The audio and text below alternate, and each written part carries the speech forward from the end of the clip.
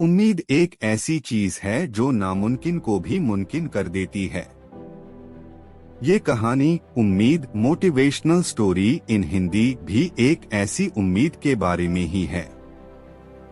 एक दिन एक लड़की ने अपने पापा से कहा कि चलो पापा, आज हम कहीं घूमने जाते हैं। पापा ने अपनी बेटी की बात मान ली और दोनों साथ में निकले। बेटी ने पापा के कहा कि पापा, इस बार मैं कार चलाऊंगी। पापा ने कहा, अच्छा ठीक है बेटा, तू चला लेना। बाप बेटी दोनों निकल पड़े। बीच रास्ते में एक भयंकर तूफान आया और लड़की ने अपने पिता से पूछा, पापा अब हम क्या करें? पिता ने अपनी बेटी को जवाब दिया, बेटा तुम कार चलाती रहो।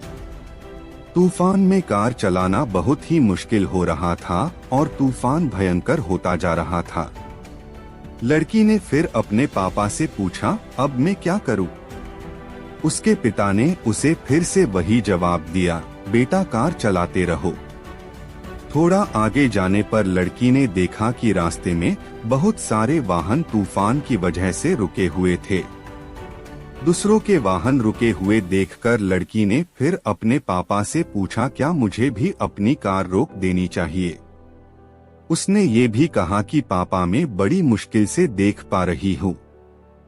उसके पिता ने उसे फिर से कहा, बेटा कार रोकना नहीं, बस धीरे धीरे चलाते रहो।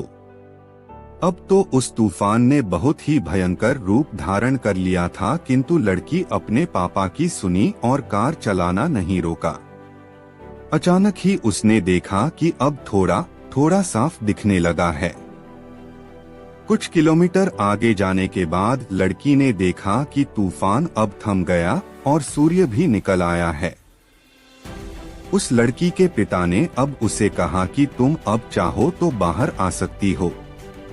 लड़की ने पूछा, पापा पर अब क्यों?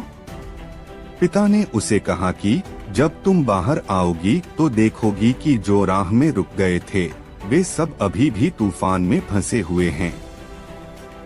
तुमने कार चलाने के प्रयत्न को नहीं छोड़ा, इसलिए तुम इस तूफान से बाहर हो। बुरा समय सभी की जिंदगी में आता है।